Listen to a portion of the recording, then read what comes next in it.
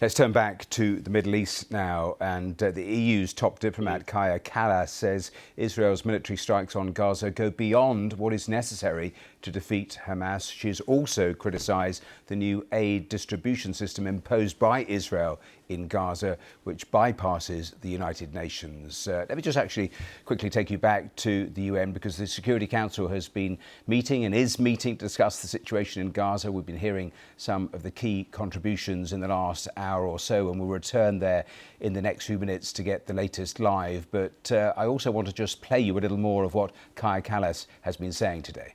Israel's strikes in Gaza go beyond what is necessary to fight Hamas. Humanitarian aid cannot be weaponized. It has to be in accordance with the humanitarian principles, and therefore we have the humanitarian aid organizations that are able to provide that aid. Well, that UN session started with Sigrid Kaag, who is the UN Special Coordinator for the Middle East peace process, talking and introducing today's session. She said the entire population of Gaza is facing the risk of famine. Civilians in Gaza have lost hope, Mr. President. Instead of saying goodbye, see you tomorrow, Palestinians now say, see you in heaven. Death is their companion. It's not life, it is not hope.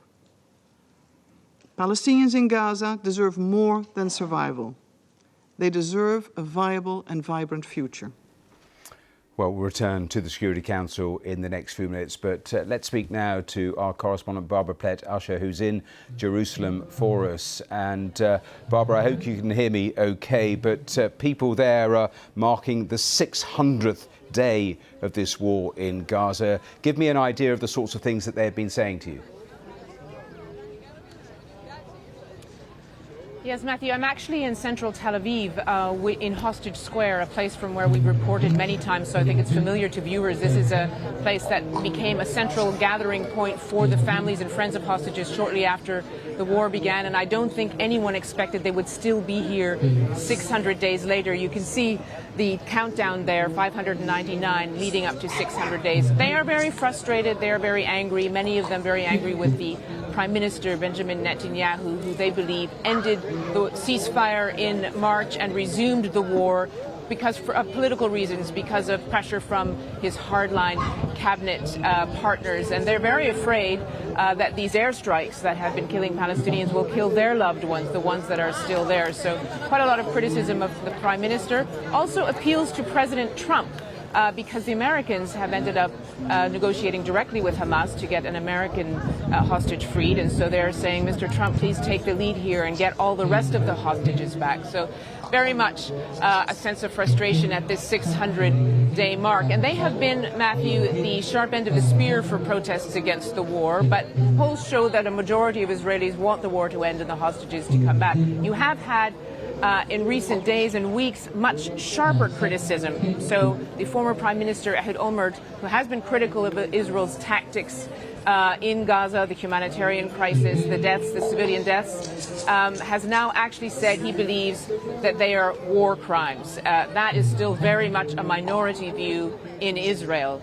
But it does show you how the war, having gone on for so long, and then also having resumed so recently in the middle of a ceasefire, has frustrated and angered many Israelis.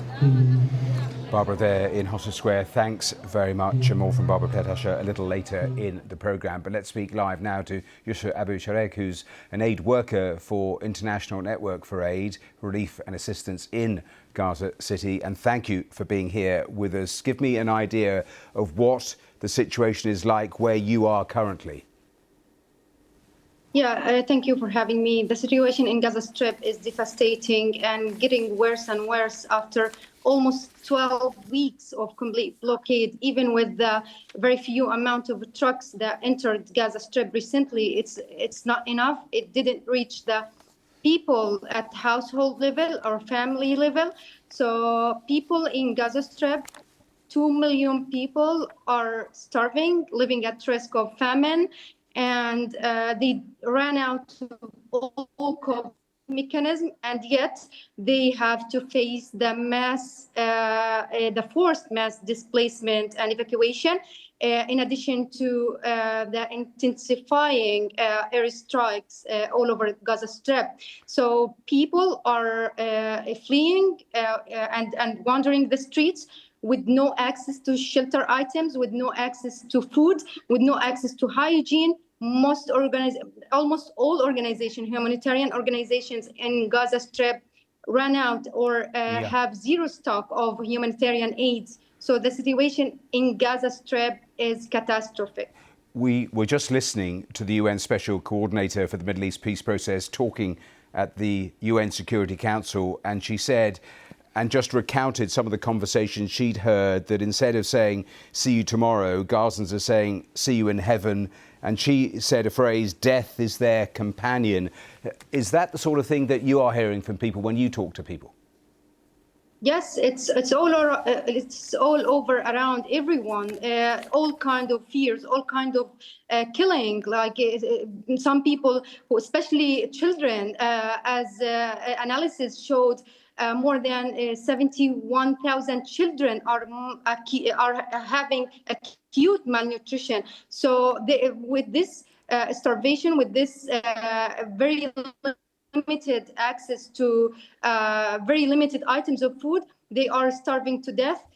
In addition to airstrikes everywhere. For example, me myself as a humanitarian aid workers, during the last recent month, I escaped from here and there like 3 times, worrying about my children while they are at house. Yes. A final question, if I could, and I hope the line will restore because it looks like it might have frozen. No, it's come back. We know of the new humanitarian arrangements that Israel has set up, a lot of condemnation of that from the UN. But are you finding that are people where you are heading south towards that aid, or are they not? Are they staying put? It's not that this mechanism is not designed to be reachable, especially for people in Gaza and North, in Gaza City and North. So no, the people who ran for receiving some aids or taking some aids are from Mawasi, Khan Yunis and Rafah, which is a very southern part of Gaza Strip. But for North and Gaza City, it's not workable, it's not applicable for them to go there because it takes hours of walking or using donkey carts. So it's not visible, it's not workable. And the mechanism itself is not designed to reach people in Gaza and North. Yusra, we have to leave it there. Thank you for joining us on the programme.